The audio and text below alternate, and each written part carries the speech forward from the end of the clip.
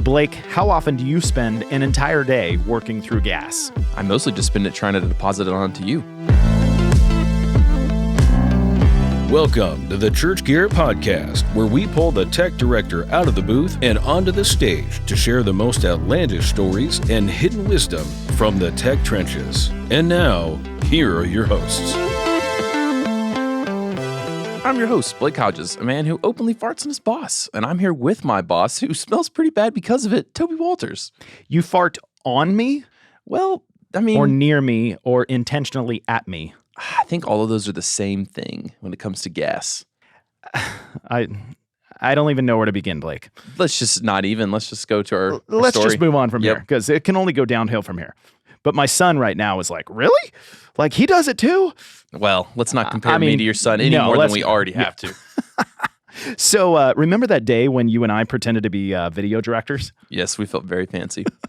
So we figured, we need a Church Gear video so people can see what's it like. What does Church Gear do? Give me some information in a video format. And we thought to ourselves, oh, that's not too hard. We've seen commercials. Yeah, I mean, I've watched the Super Bowl. I mean, you remember that commercial where it's just a bouncing QR code? I could have made that. Yeah, anybody could have made that. I know. So it's easy. So we luckily we did hire our buddy Tyler, who's that's step one to making it easy is to hire a video director and then say you're the video director. So I felt pretty smart because we were smart enough to hire Tyler. But we worked through a script and I thought it was pretty fun. I mean, it used our whole gag was if you have gas. Yeah, which is gear addiction syndrome. Well, there's that one, and then gear abounding in storage spaces. So we were able to use gas as the gag on both ends of the business. So we felt really clever. Gas will make you gag. That's right. So we also hired a friend as our actor, and spent the whole day at Church of the City down in Spring Hill shooting this video.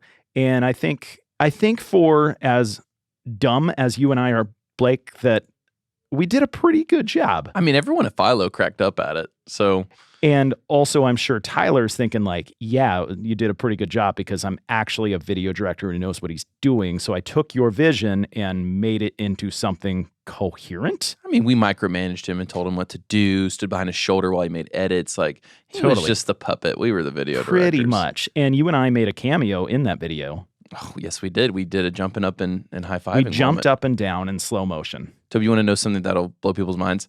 I have literally worked on TV commercials. So I'm pretty much a TV director at this point. Oh, are you now? Back at the agency, man. Are you now? Let's talk to that Tyler that directed that video, and let's see how much actual intelligent involvement he would say that you had. Essentially, I got the budget approved. That was was my extent. I sold all parties on the budget, and then I handed it off to my creatives. Well, I approved the budget on our commercial. Yeah, which was 5 cents and a pretzel, but it was more than that. It was at least a quarter and a pretzel. Oh my gosh. A bag of pretzels. So where can our audience see this video? Just because, we're talking about it. It's on our sales page, right? I mean, it's on YouTube. It's on our sales page. It's on YouTube. But you know what's much better than that video, Toby? Very little? Well, what? Gracious. I'll tell you one guy who's a much better video director than the two of us. It's the freelance video director for Passion Conference, Chris Tomlin, and many, many more, as well as a 1/3 of the video podcast for MxU, Rusty Anderson. Rusty, thanks for joining us today. Guys, I'm just still mind blown about that full circle moment where you started talking about gas and then you actually made it make sense. That was impressive. We are good at very little, but if anything, it is taking fart jokes and making them actually relevant to the topic at hand. Well, congratulations. Yes, thank you. I love nothing than turning a non sequitur into an actual segue. So, Rusty, we hear that in addition to video directing, you're pretty good at lying. Is that true? At lying? Yes. I mean, I hope I'm not good at it. He's not noticing. We'll find out if we can guess this lie in your. Yes. And he actually did 5 plus 1. So we've had a couple guests who will do 4 truths and a lie, even though the segment's called 5 truths and a lie. So I want to applaud you, Rusty, I can read directions for counting. That's very well done. Before we get to your lies or your one lie, were you getting flashbacks and PTSD hearing us talk about video directing when you're the actual, you're the Tyler in that story? I mean, a little bit. So we can talk about it later, but you guys are talking about a different kind of video directing than I normally do. Like I don't do a lot of film shoot editing that much anymore. I used to do a ton, but I'm almost strictly live. We'll do it live, do it once, make it happen. Well, let's do a don't ever think live about it church gear video next time and have Rusty direct while we are the puppet masters behind the scenes. Would literally be a disaster because you and I could not do it in one take. Okay, here we go. Number 1, video directed for Chris Tomlin, Passion, Steve Harvey, Garth Brooks, Matthew McConaughey, and more. Was that your Matthew McConaughey impersonation? That was horrible. On a previous failed podcast of mine, I had an impersonator. All right. Yeah, there we go. All right. Okay, let's go. Number 2. Don't ever do that again. Can read 5 dead languages. He doesn't look old enough to know that much. That's just not possible. Is it old enough or smart enough? It's old enough. That's a lot of time All right. He looks at least 31. That's So not enough time to Well, learn that's 5 kind. dead languages. All right. That had to be his whole personality in middle school. All right, number 3. Started in production to get a girl. I would do something like that Well, back in the day. yes. And there will be no more further comments on that. Well, I did use my wife says that the first time she heard me sing was like that sealed the deal for her. So it worked for me, Blake. That's got to be your lie. There's no way. There it is. There it is. Number 4, went to film school. That feels like the sneaky lie. Yeah, He's self-taught. And number 5, afraid of horses. That's definitely true because horses are big animals. Once crashed into a parked police car. That'd be rough if that's true. I hope that one's true. Yeah. I'm not going to waffle here. I'm going to lock in on the 5 dead languages because that's ridiculous. Just because my life goal is to never agree with you, I'm going to go with went to film school because I feel like, we would just assume you went to film school. For the record, that's my second. That would be my lie, but 5 dead languages is too many. Okay. All right, Rusty, we're locked in. All right, we have a winner. Oh, no. Toby. Yes! How many times have you heard that in your life, Blake? Too many to count. Yep. How do you have 5 dead languages So- that you read? I mean, I guess to be totally honest, I should say could once read 5 dead languages. Yeah, I think with it would Google take a little time Translate. to dust it off. No, not Google Translate. I went to seminary. Is a little known fact about me. And before I ever had the whole career plan of being in live production for my career, I thought I was going to be go to seminary, I got my MDiv. My plan was to get my PhD, become a professor of biblical studies. So in that process, I learned biblical Greek, Hebrew, Aramaic, Syriac, and Ugaritic. I don't even know what he's saying right now. I think he's making this up. Yeah. Not making it up. I literally learned to read cuneiform. Remember that little language you learned back in high school, the wedges and the clay? No. I learned how to read it. Rusty, I have a Tennessee education.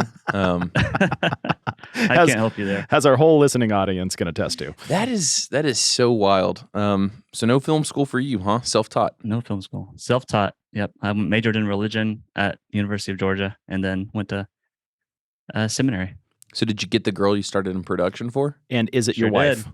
It's my wife. Oh, yes. Okay, It's a well good story. give a little of that story then. Yeah, so it was. I mean, back in high school, our church in Gainesville, Georgia, was opening up a new building, and a part of that new building there was a whole bunch of change happening. Hey, we're going to have a contemporary service. Just back in the early days of we got to have traditional and contemporary and all that kind of stuff. And then part of that new building was we're going to have cameras now. We're going to have screens and haze and moving lights. And I had done nothing in production to that point, but the music minister at the time needed someone to run the screen in the back of the room for the choir to all know what to sing, what the chords are. And I was interested. I was not interested in running PowerPoint, but I was interested in his daughter. So I said, sure, I'll do it. And started doing it, fell in love with her, but also fell in love with production. So it worked out really well. How old are you in this story? 17. Dang, that's impressive then to Senior make year that of high work. school. Yeah. And was she greatly impressed with your production skills? Greatly impressed. My How- biggest fan. How long did it take you to get a date from starting volunteering in that? Well, she said no the first time. Mm. That's probably 3 or 4, I don't know, maybe 4 months. How did you get her to say yes the second time? They just be persistent. And I'm charming. You got to wear Obviously. her down. That's like your life motto for any human being that has a relationship with you, Blake. You just wore them down eventually. Well, yeah, I was going to say that's the difference. He's charming, and I just wear him down. Gracious. Okay, we got to talk about the police car. yeah. And how are you not in jail presently? Well, thankfully, so my dad was a police officer all growing up, which is loved the man to death, but it's tough having a police officer as a father. But one day, I think I may have been 16. I had not been driving long. And so a lot of times he would work night shifts. So he would get home at 6 o'clock in the morning and go to bed because he'd been up for 12 hours. So he would come home, park the car in the driveway, go to bed. We would get up and get ready for school. At that point I was driving. So I would get up, my brother would get up, and we'd get ready and I'd drive us to school. And that morning it was maybe the first frost of the year. So all my windshields were iced over and frosty and I couldn't see anything. But I was kind of in a hurry. So we got in the car, put it in reverse, and I needed to back up and turn around. And I just didn't look. And so I backed up, turned the wheel, smashed right into the side of his police car. Then I had to park the car, walk inside, wake up my dad, and tell him what I did. And that was not a fun morning. Did the city pay for the damages, or was that out of your piggy bank? I don't remember. I mean, probably our insurance had to pay for it, I would think. And what was the At punishment? that age, for you don't this? care. Did you spend a night in the county jail? That would make the story better. I should make that part of that. I don't know. I think maybe, just probably took away the car for a little while. He was pretty easy on me on that one, I guess. Man, that's amazing. Was one of the benefits of having a dad that was a cop? Did he get you out of jail all the time you got sent for partying? I mean, sometimes if I got pulled over, you'd have that little blue line sticker on the back of your car. And so people would be lenient, but sometimes they'd pull you over and they'd be like, what would your dad say about this? And they'd be extra harsh on you, for doing something wrong. So it kind of works both ways. Real talk. My uncle was a state trooper, and the family was coming in for Thanksgiving. We all lived out of town, and he knew that my cousin would always speed, and so he pulls her over. And I mean, as the story goes, she just about has what's one step past gas, Toby? Is it pooping yourself? I think so. She just about did that, and then whenever he lifted up the hat so they could see it was him, everyone in the back of the car's cackling, and That's awesome. My 16-year-old cousin's freaking out. Okay, so let's get into some of the background, because you've got all these cool accolades working with Tomlin and Passion, and I mean, just about everybody. It seems like I see you everywhere. So tell us how you got in tech. I mean, it sounds like you got in tech for a girl, but then how did that love for tech evolve parallel to your love for your wife? Well, I think so when I started out, I was in a amazing position where I had there was a man and a wife, husband and wife, who were leading the production at our church at that time. And you were like, "Hey, babe, this can be us." But honestly, they just really took me under their wing and taught me everything, because I was eager, and they just harnessed that, and they taught me everything I wanted to know. And they were so as I get older, and I'm now in that place of production where younger people look up to me. I want to always remember that opportunity they gave me and how much they built into me. And they just, so they taught me everything I wanted to know, let me dive in head first, let me make mistakes, let me learn from them, let me take risks and be creative, but also give me guardrails the whole time. So that kind of safe space was huge for me in learning how to do it. But then also so my wife now, Kirsten, at the time, she played bass in the worship band, which is awesome because she's 4'10" and she can play bass. That's amazing. She was also my high school worship leader. So, it's pretty awesome. You had your eye on her for a while, didn't you? Of course. Yeah. Hang on, wait. What's the age difference? Oh, she's 3 months older than me. Oh, well, you said your high school worship leader. So I was like, wait a minute. It was Okay. like a student-led band in the youth group, Not weird. But we kind of just both, at that time of the church, it was super exciting. It was doing a lot of new things, creative things. We were looking at North Point and Willow at the time, of a lot of the creativity that they were doing in their Sunday services. And we both just kind of loved what they were doing, loved the heart behind it to reach people. And our church just allowed us to kind of take a lot of ownership in that and try to, create engaging environments that would welcome people to church. And so she was doing the band, and she also was doing like service programming, coming up with creative ideas and kind of helping lead some of that part of it.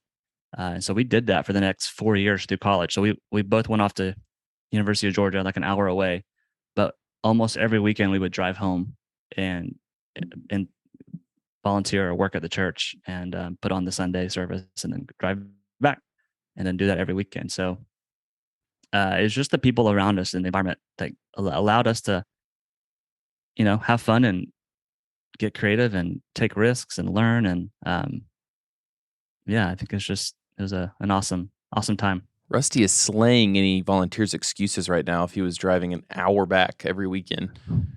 I'm sure Freshman year there's of college, I drove a 91 Jeep Wrangler. That he'd already crashed into a car. into a cop car. No, just a different car.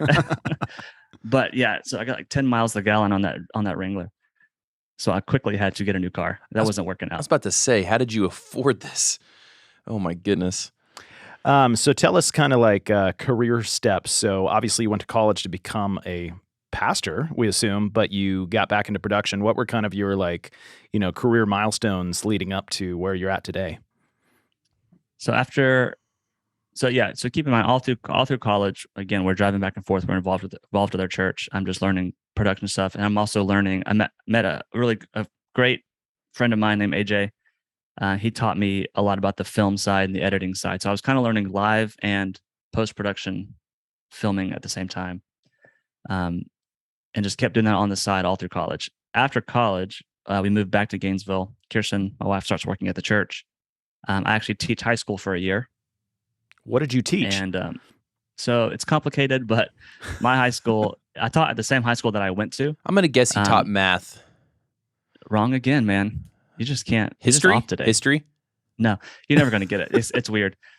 So my school had an off-campus religious education program. It was like funded by a bunch of local churches, but it was like an elective course that was off campus at a public school, so it's legal. And so I took a lot of classes in high school there, and it kind of like sparked my love of kind of like Christian theology and the Bible.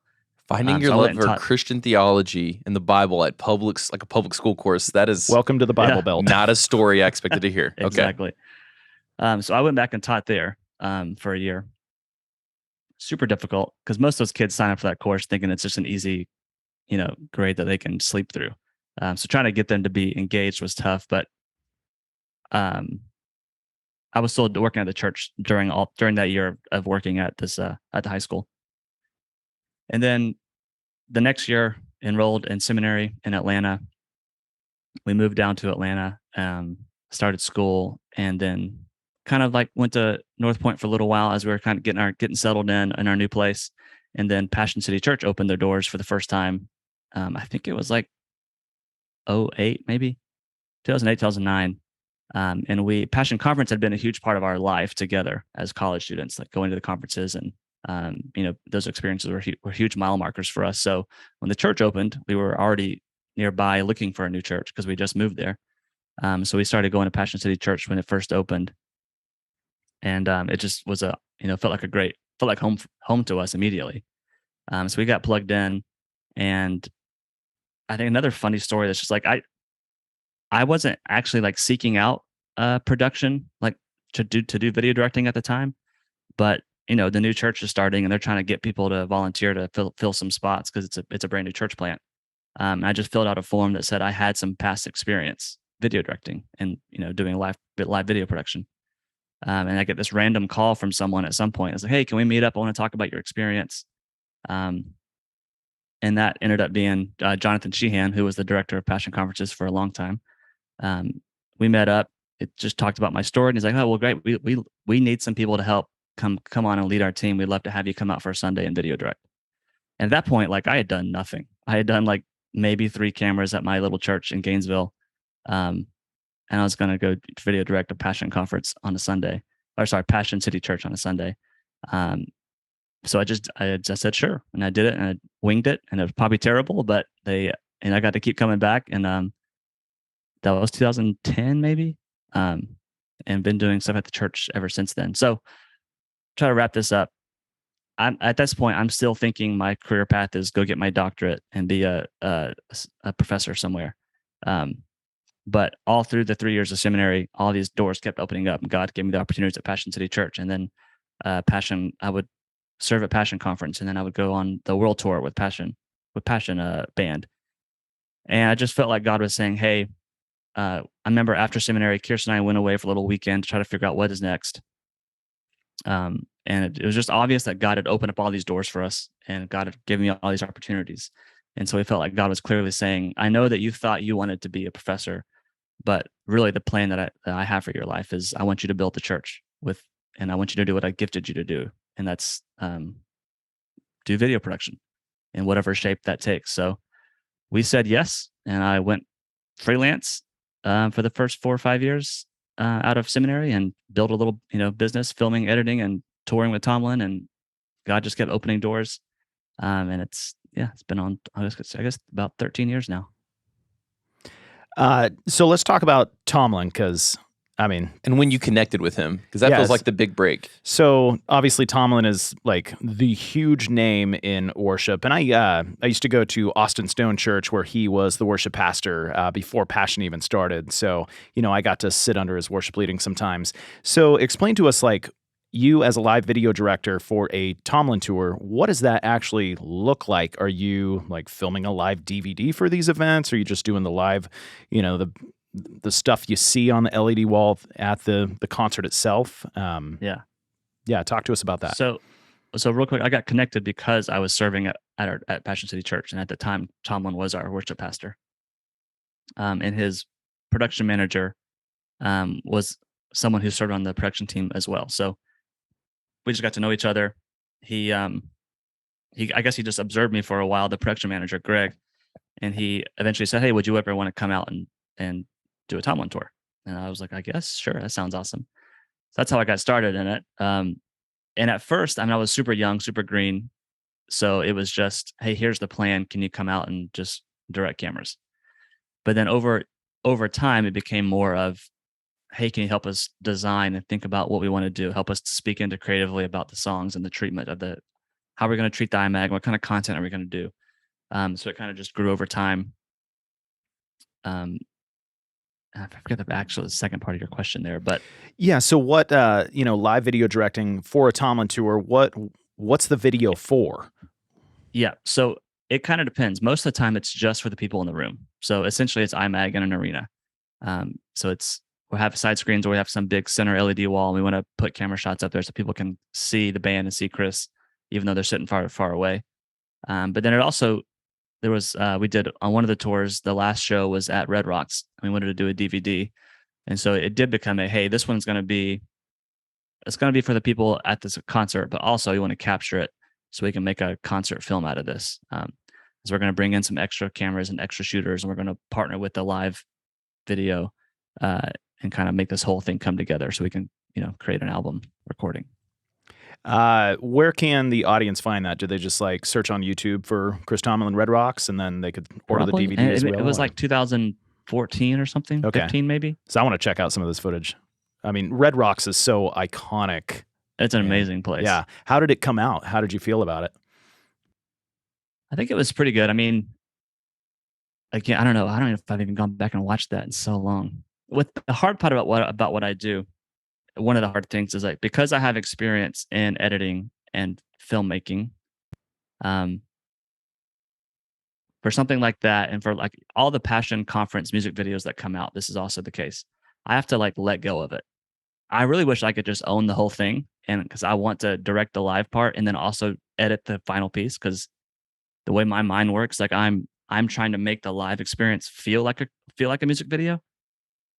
So all that to say, like, my job really is just to make sure I capture the event well, and I don't really have much say in how it's edited together at the end.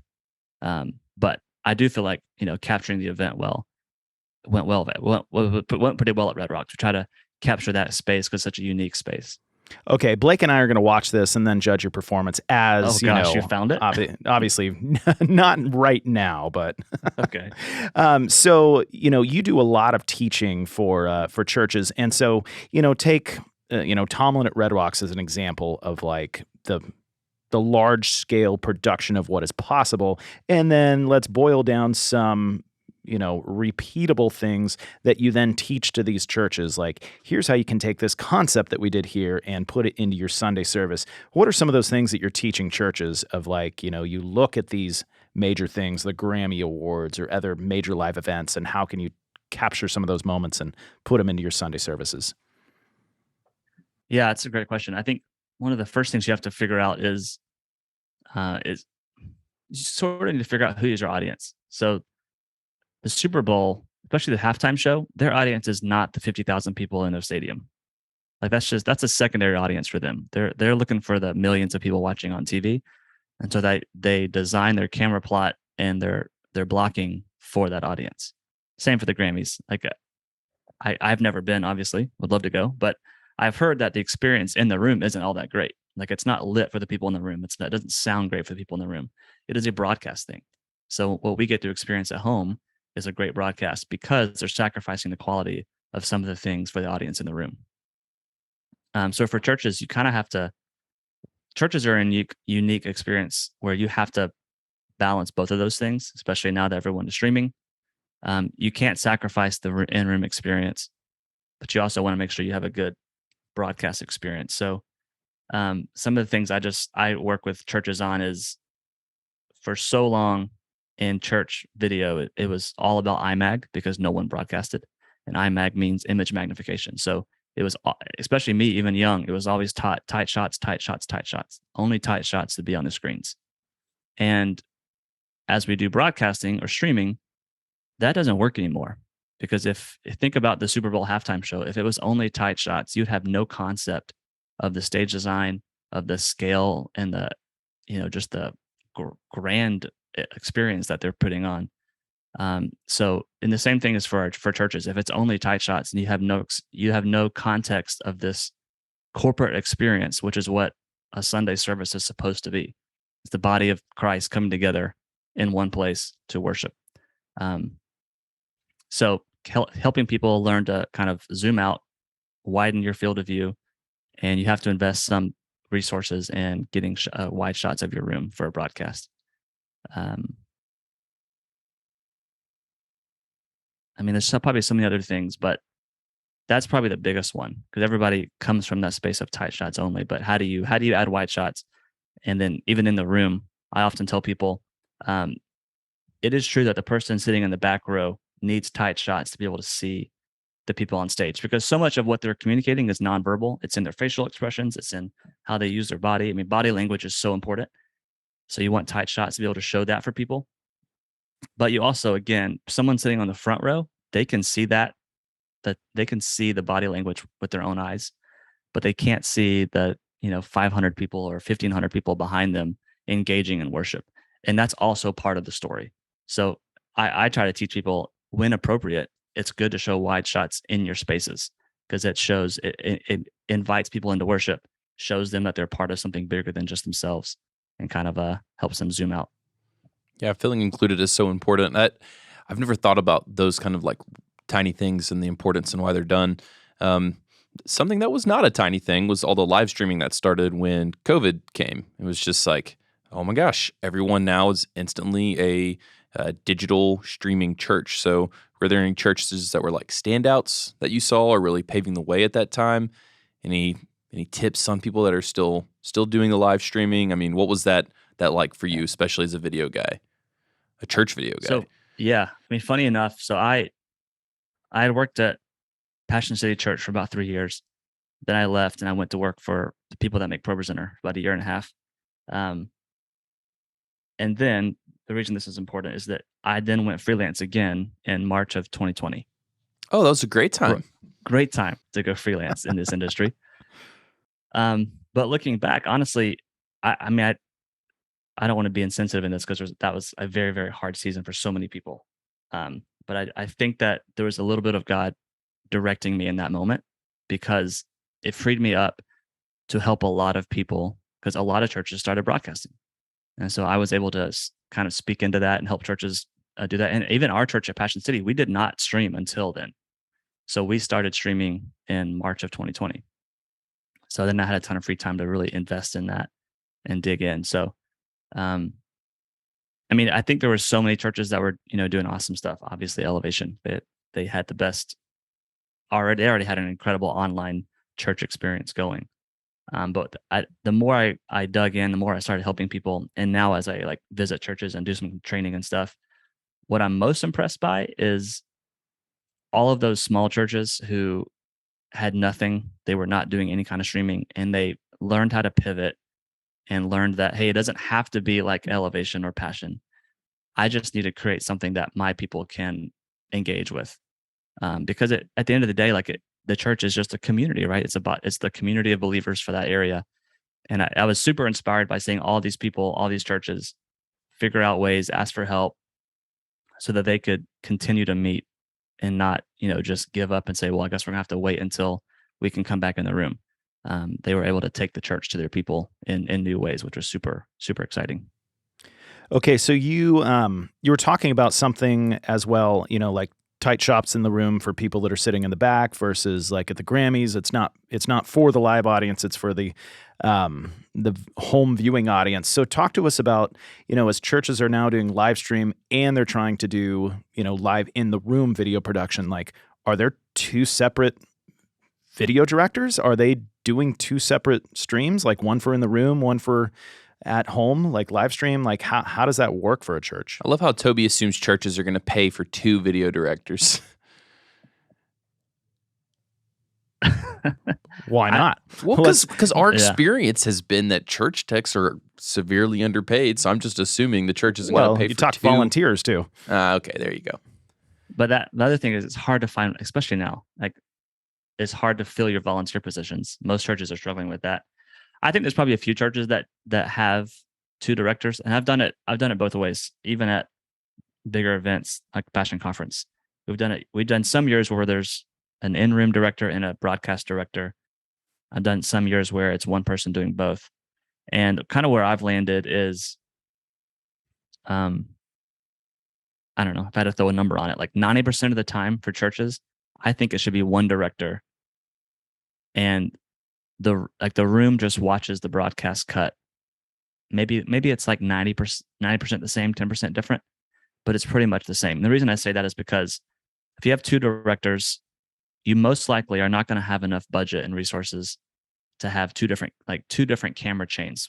Here's 5 iMac cameras and here's 5 broadcast cameras. That's going to be way too expensive. And again, you can't staff that. That's way too many positions to staff. So now that means that if you have two directors, you have two directors talking at the same time over comm to all your camera operators, and it just gets super confusing for people to try to figure out, when is it safe for me to move my camera or not. So kind of where we've landed at Passion, where most of the times what I recommend people land on is you have one director, and maybe if you have two switchers, you could have an in-room switcher and a broadcast switcher, but there's just one director who's actually calling the camera shots. And if you're able to split it out with two different switchers, or even if you have one switcher but you have it on different MEs on your switcher, you can have the same cut going almost all the time, but then every now and then you can throw an extra wide shot on the broadcast.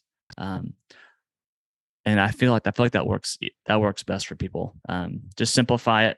Don't try to make it so crazy, and it'll be the best experience for both people in the room and online. So most of the time churches are focusing, I don't know what churches are. I was wondering if we were going to call that out. Churches are focusing on make the live stream for the people watching at home look great, but also check the room to make sure it makes sense for the people in the room. Is that kind of what you're leaning towards? I think beginning of COVID, well, people started coming back in from COVID. Yes. Now I feel like a lot of churches are shifting back towards, let's make the room the priority and the broadcast secondary. But I don't know. It goes both ways. Some churches are the opposite of that. But going back to like the examples of the Grammys and Super Bowl halftime show, I haven't been to any church that's like completely sacrificing the in-room experience. Usually they're like, it comes down to technical things like key light. Like if it was for broadcast, you would use the widest key light you could, because then it makes everything else look the right color. It makes all your lights look the right color. It makes your LED wall look like it's the right color. But that looks pretty bad for people in the room because it makes them look pale and ghostly. So you find some kind of compromise where you warm up the light a little bit, and you just try to find a happy middle ground that it works well for both situations. Okay, I want to shift a little bit. So I heard a rumor. I don't know if it was like somebody posted on Facebook, but did you recently work with Dude Perfect? I did. I got to do I did the first half of the summer tour this year. Okay, Blake, have you watched any Dude Perfect stuff? I know that they're like a gaggle of gangs that can do some amazing sports shots. Is that kind of their thing? You've never seen their stuff? So my family is addicted to Dude Perfect now. Like every night before bed, we gather around and we watch like one of their videos on YouTube. So they did start, Blake, as like crazy trick shots, and they're buddies from college that just made it into an incredibly successful like multi-international corporation kind of thing. But they'll do all these like silly, just scenario videos, like 10 to 20 minutes each, and they'll do like rocket launching competitions. It's wild. So I'm so curious, Rusty, like what is I've never been to a live show. What does that look like? And then how in the world do you video direct something where they're doing crazy stuff, I would assume, all over an arena? Yeah, well, you should definitely go, especially if your kids are into it. My kids got to go this past summer, and it was a blast.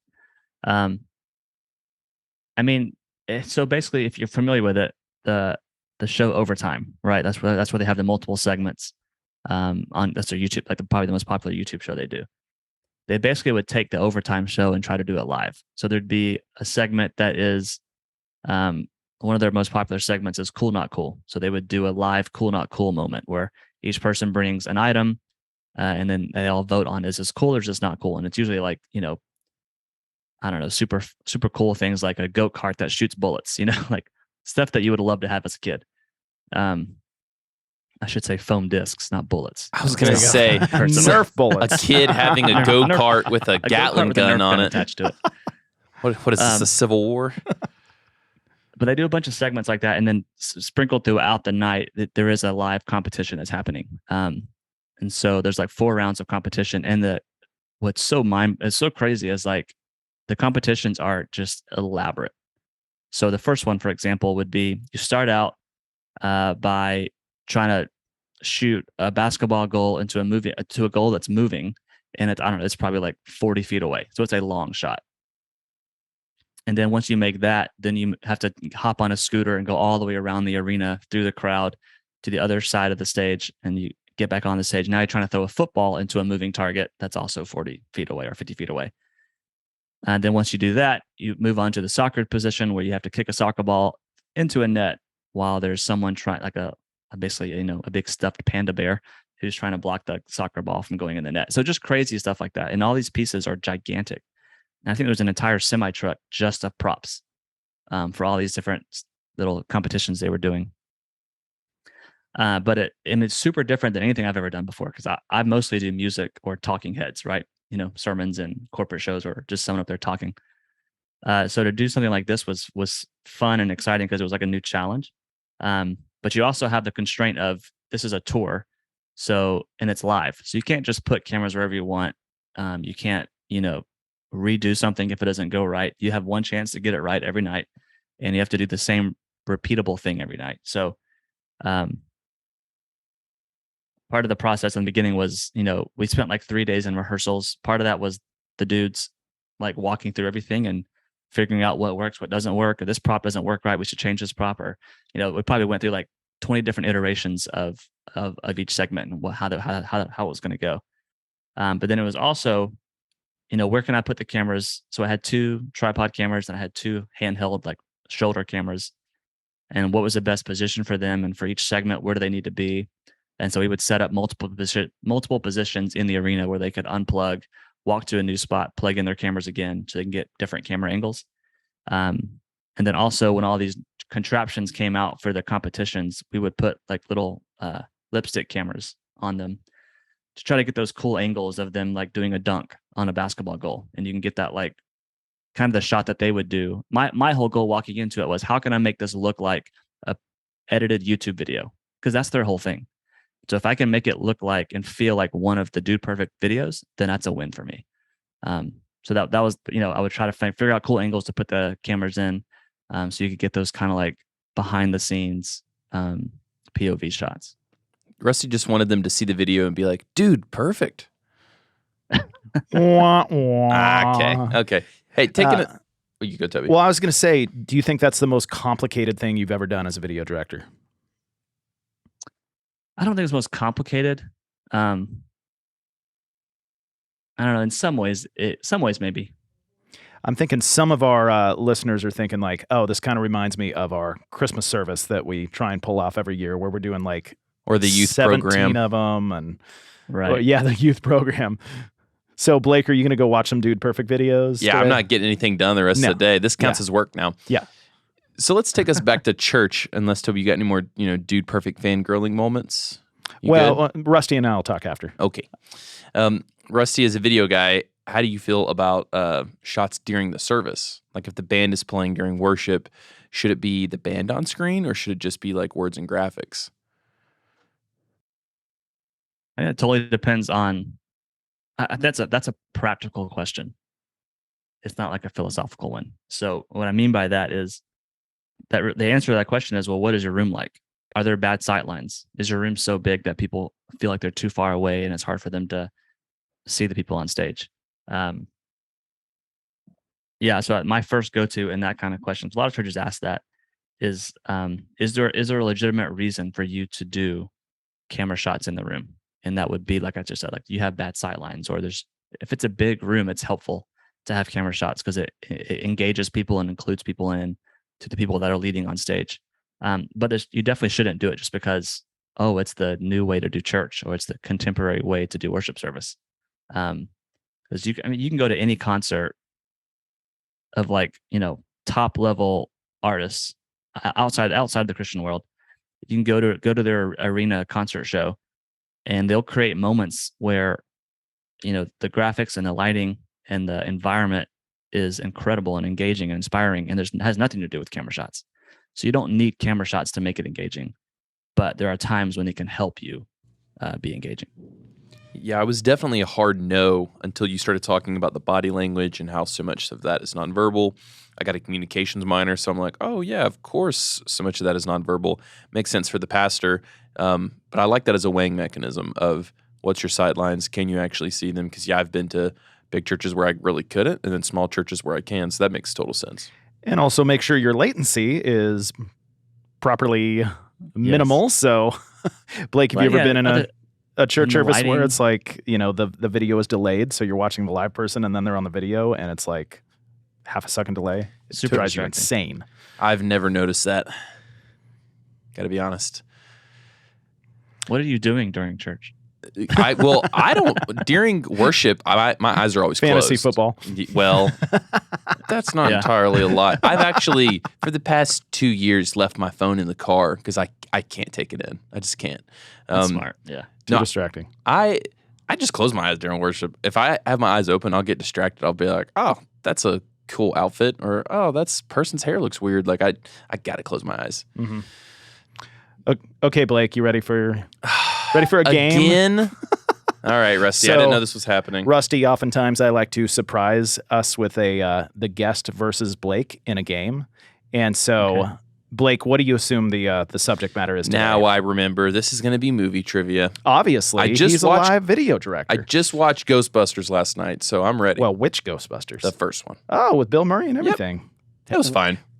Oh my gosh. I'm surprised it did not flop. It's so nuts. I love the 80s that we just took that and embraced it.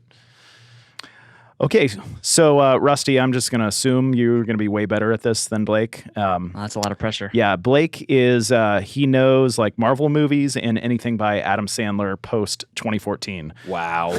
What an insult. You're going to get a fart coming your way for that one. But fairly accurate, right? Not the Adam Sandler bit, but. Okay, so I've got 5 questions, so we can't tie. So whoever has the answer first, just shout it out. Question number 1. Name one famous line from The Goonies.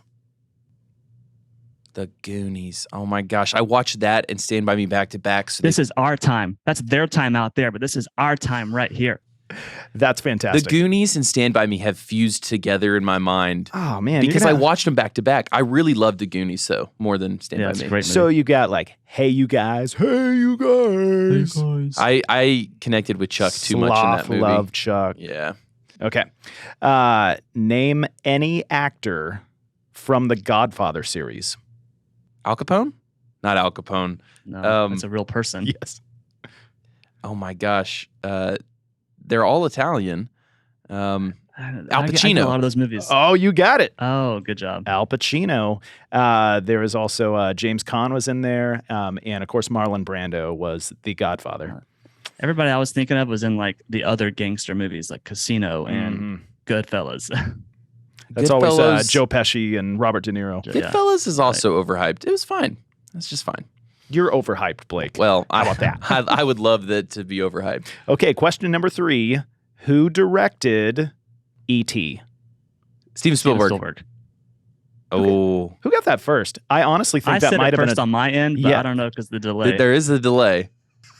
Speaking of latency, that is legitimately true. Like, you guys might have said it at the same time, but the latency of the Zoom call. Let's give it to Rusty because it felt like the same time, Yeah. but we know he's a second behind from the clapping at the beginning. Tie goes to the guest. How about Sure. that? That's a charitable. That's fair. Okay. Name one movie starring Eddie Murphy. Coming to America. Beverly Hills Cop. Oh, that's a good one. I think you might have got that, Blake. Okay. All right. Well, then that Coming puts to us at- America, that was a good reference. Do you like that movie, Blake? Never seen it. So I watch. Oh my goodness. I listen to a movie podcast that's like it's the best movie podcast out there from The Ringer, and so I know a lot of historical movies. Without You got to having watch seen Coming to them. America. It's just classic. I have an integrity question here. Okay. Are the questions on that laptop that he's looking at? No, they're on my phone. Okay. You can't see them. That would be Listen, fun. Rusty, if you think Toby wants me to win this, you are deeply mistaken. The only cheating that will take place is to help the guest win. Well, one time, Toby cheated, gave the guest all the answers. I was devastated. Okay, final question. You guys are tied 2-2, so this is it. Name one movie that this actor won an Academy Award for. Tom Hanks. Philadelphia. Correct. Forrest Gump. He got both of them. I was going to say, what's that? Wilson. He did not Castaway. win for Castaway. He was nominated for Castaway, but he did not win. Well, that's a shame. Well, surprise, surprise, the guest beats Blake again. Ooh, man, Well, we that need was to keep pressure. score. I'm sweating. We do. 3-2, though. That wasn't bad. You won against Adam Taylor. That I was the did. one time you won. I'm pretty sure he threw that for you, but Well, don't check my Venmo history. So, Rusty, we like to end all our episodes on a tech takeaway, and you've got all these years of experience video directing. So, what would be your quirky tip or out there tip that you're just like, hey, this works, you should do it. It'll make your church services better. I'm gonna give you 2. One of them is not quirky. It's just like more of a heartfelt one. But This I feel man like let us move his recording time, and he's got 2 tech takeaways. He's recording his own audio. Rusty, just an MVP. I love it. I appreciate it. So as a video director in church, especially, I have to interface with volunteers all the time. Like, I don't even know. I every time I video direct in the church world, it's always with volunteer camera operators. And I think it's just super important to remind people, like, that should be the main goal for you, is to create an environment where people like to serve, want to serve, and where you can build into them, and they can just have fun. You want them to keep showing up, let them have fun, but also challenge them to do well. Because I think that when people show up for something, and for the most part, they want to walk away knowing they did a good job. So help them learn, help them train them with what you want them to do, but just invest in people. Don't chase some sort of perfect look, that you think I need to pay camera operator so I can get this. You can get great results with volunteers. Just treat them great. And then I'll say one little quirky thing that I've kind of realized over the last couple of years is people always ask me about, hey, help me understand, like, what is the sequence of video directing? When should I take which shots? That kind of thing. And what I've kind of realized that I do over the past couple of years is I equate it to running ProPresenter. So if you ever run ProPresenter at church, you know that you advance to the next slide when there's like 3 or 4 words left on the slide. Does that make sense? Like, if you wait to the end of the slide and then hit next, well, then you've already started singing the next words, but your brain hasn't had time to read it, comprehend it for you to read it. So it looks like you're late. Some So latency is going on. Latency, there we go. So when you're running PrePresenter, you advance the slide before all the text has been read on the slide. Well, I kind of video direct in a similar way, meaning that at the beginning of a verse or of a line, I want to make sure I'm getting back to the main like vocal shot, camera shot, because I want the person to see their mouth move as they sing that word, and it kind of just like sets the foundation for your video. Like if the worship leader is the main thing happening, then I want to get back to that at the beginning of a course. I don't want to be late to it.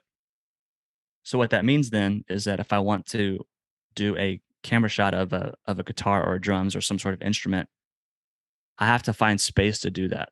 So a lot of times I'll see people, they'll let the whole line finish, the vocal line will finish, and then they'll cut to a drum shot. And then they're late getting back to the vocal when they start singing again because they're on the drum shot. So I just say back all that up a little bit. When there's still 2 or 3 words left in the line, cut to the drum shot and get that little drum fill that happens between lines, and then cut back to the vocal right before they start singing that next word. So yeah. Man, love it. Rusty, what you want to plug, man? Where should people find you, or should they not find you? That's okay if that's the answer, but you're a freelancer, so I'd assume you would like them to find you. Yeah, I am terrible at marketing myself, but the best place to find me is on Instagram. And try to do a decent job there of posting what I'm doing. But I love to interact with people there. People DM me and ask questions, and we interact a ton on there. So Rusty Anderson _ didn't get that initial username, had to find some sort of modifier on the end, but Rusty Anderson _ is a great way to reach me. Also on the MxU video podcast, we have just launched that. I think we're like 10 episodes in, so you can come hang out with us there, and we'll chat all kinds of video stuff. Nice. This episode was actually a ploy by me and Toby to recruit you, to steal you, for you to be on our podcast, as a guest now instead of the video one for MxU. Are we starting the Church Gear video podcast? Yep. Are we going to host that as well? That'd be embarrassing. Oh, goodness. Well, Rusty, man, we appreciate you guys plug yourself. You got any good gear for sale right now? Ooh, all sorts. No one's ever asked us that. I know. We should bring in our video tech to tell you like what cool video gear we have, because it's over our heads. I mean, I know we got some cool cards, but by this point, by the time this episode comes out, they've been sold for sure. 100%. Yeah. Sign up for the early service, obviously. Well, that's where you get the coolest gear. Like legit, our best stuff, it never makes it to the marketplace. It gets sold on the early service. Okay. So, well, man, we appreciate you coming on. Thanks for having me. Thanks for listening. And hey, congratulations on surviving Sunday. If you happen to make it through next Sunday as well, join us again for your weekly Tech Breather. So, Blake, I was recently on the Worship Collective podcast. I was a guest there. It might come out, very close to the time of this. And do you want to know what happened, like, legitimately during the recording of that podcast? During the recording of the podcast that I booked you on, because I'm a great producer, what happened? We started hearing sirens outside, and there were knocks on the door of the podcast studio. There was legit a tornado warning, and it was bearing down on us. And so we thought, this might be the last podcast on Earth. So I thought, if this is the last podcast on Earth, I mean, what could we throw out as goodbye humanity? This is our final gift to you. Lots of things here. One, my deepest fears are being combined. Something happening to the podcast and something happening to you. So my sphincter is clenched tight right now. I'm terrified. Number 2, if I was going to give my last words to the world would be use code podcast to save 11% off as I'm sucked up into the sky. And if you couldn't hear that, because my VO work is so delightful, use code podcast at churchgear.com to save 11% off. It's our best code, and I didn't get it approved by Toby, so use it while it lasts. And my final parting words would be, you're fired.